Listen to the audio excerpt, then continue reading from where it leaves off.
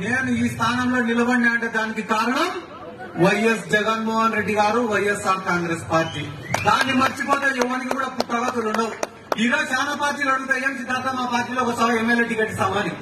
కానీ ఈ స్థానానికి రావడానికి గల కారణం ఏం లేనప్పుడు మనల్ని ప్రోత్సహించినోడు గొప్పోడు, అన్ని ఉన్నప్పుడు ఎవడైనా పిలిచాడు. ఏముంది దాంట్లో? ఈ రోజు 4 మంది ఎంపీలు పోయినారు తెలుగుదేశం పార్టీకి.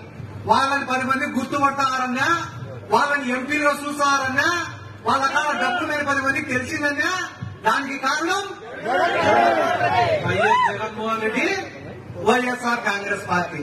దాన్ని మర్చిపోయి వాళ్ళేమనుకుంటున్నారు, సొంత బలం అనుకుంటున్నారు. మా కాడ లెక్కుంది కాబట్టి చంద్రబాబు నాయుడు పిలుచుకున్నాడు అనుకుంటున్నారు. మా పైన చంద్రబాబు నాయుడు ఈ విపరీతమైన లవ్వు అనుకుంటున్నారు. చేరినాక తెలుస్తుంది లవ్వు లేదా.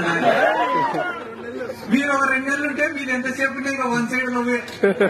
మీరు చంద్రబాబుని ప్రేమించాల్సిందే, వాళ్ళని ప్రేమించారు.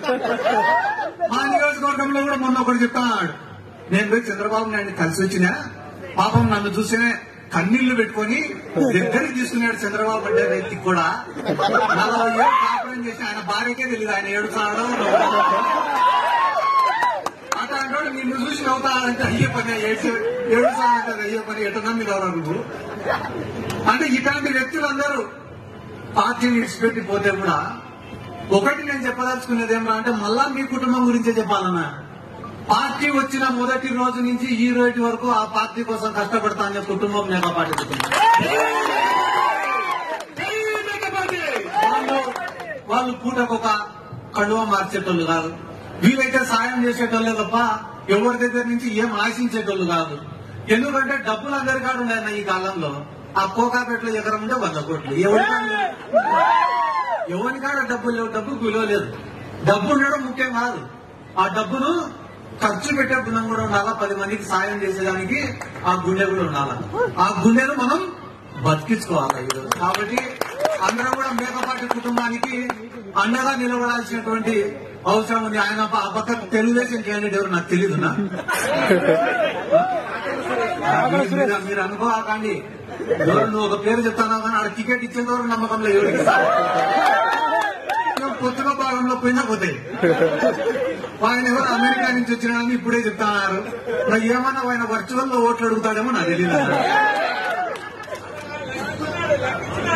ఏందన్నా లెక్కలో ఉండే పెద్ద బొక్కలు కూడా బయటకొస్తాయి.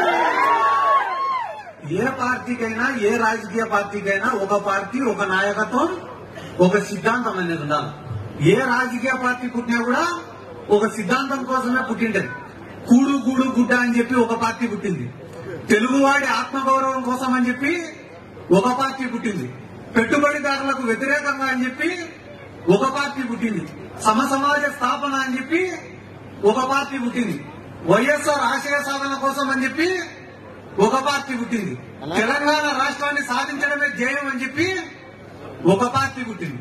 ఏ సిద్ధాంతం లేని పార్టీ కూడా ఒకటి ఉంది, అది జనసేన పార్టీ. చంద్రబాబు నాయుడు ముఖ్యమంత్రి చేసేదానికి పుట్టే పార్టీ